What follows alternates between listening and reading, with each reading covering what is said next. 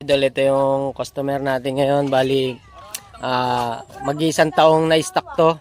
Ang gagawin lang natin, lilinisin natin yung throttle body. Tapos, papalit ng air filter. Tapos, fuel filter.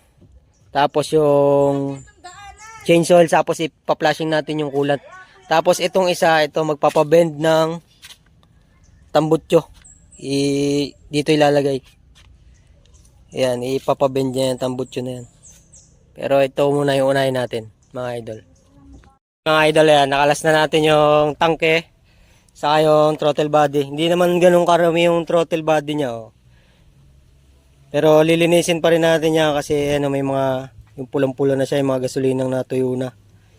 Tapos yung tangke niya, maraming laman pero iba na yung amoy, mabaho na yung amoy, amoy panis na gasolina na. Kasi ito yung isang ginagawa namin, yan si sir. Ito, grabis. Ayusin dito, panggilid, tapos yung knuckle bearing. Okay, sa mga magpapagawa, hindi na ako nag-home service, dito nyo ako makikita. Ayan. Dito, sa Sitio Baclain, itong street na to, makikita nyo itong mga sasakyan na yan. Okay mga idol, tirahin ko lang to, tapos buuin natin, tapos calibrate natin yung ISC niya, kasi tatanggalin natin yung ISC niya eh. Calibrate natin mamaya. Tapos, testing na natin. Mga boss, na-flashing na namin yung coolant. Na-change oil na. Nalinis na rin yung throttle body. Kakabit na lang. Tinitira lang namin to. Napalitan na namin ng knuckle bearing. Ayan o. Ay, ng ball bearing. Ball race. Ayan. Tapos, dito tayo sa panggilid. Ito, isang kosto ng dragging. Ayan o, nakita nyo yun. Ayan, yung parang itim-itim na yun. Ano yan? Grasa. Ayan o. Grasa na may dumi. Ayan, bubo. Ayan, isang kos yan ng dragging. Nasobrahan to sa grasa, sa lagay ng grasa. Kaya lilinisin natin, tapos sasalpak natin, tingnan natin kung magda-dragging pa. Ito, binakabit na lang ni Boss Warren yung busina. Okay mga idol. Okay, tapos na itong isa, boss. Start natin. Ayan, naayos na rin natin yung busina niya.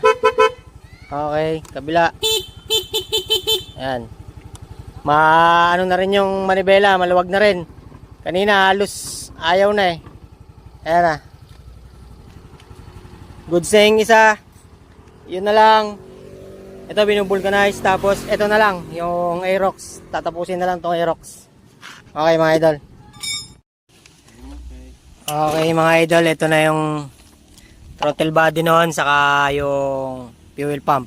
Ito yung papalitan natin yung filter. Ayan, ito yung pamalit natin bago. Tapos itong throttle body, ayan, nalinis na namin. Kita nyo naman, malinis na yan. Yung isa tapos na, paalis na si boss. Ito na lang. Tapos yun.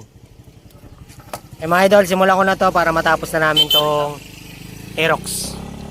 Mga idol, ito pa isang customer natin, Suzuki Birdsman. Ito papalitan natin throttle cable, saka ito panggilid. Ayan mga idol. Ito mga idol, calibrate na lang tayo ng ano nya, ISC.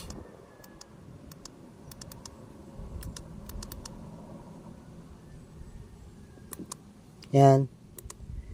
Tapos patay, bukas, patay, bukas. Tapos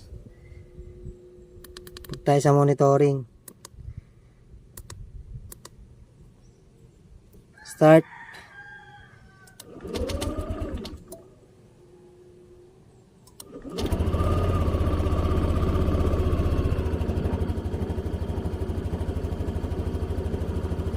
Ayan na mga idol. 1564, 1679. Ayan na yung RPM nya. Kita ba? Ayan na. Ayan. Tapos, napalitan na namin ng coolant. Kabit na yung nalinis na yung throttle body, nakabit na yung fuel filter. Tapos, kinalibrate lang namin yung ISC nya. Ayan na, under na siya. Okay mga idol, tatapusin na lang namin. Sa mga gusto magpagawa, dito nyo kami makikita sa street na to, sa Baclain, Sitio Baclain, Barangay Malaya. Thank you mga idol.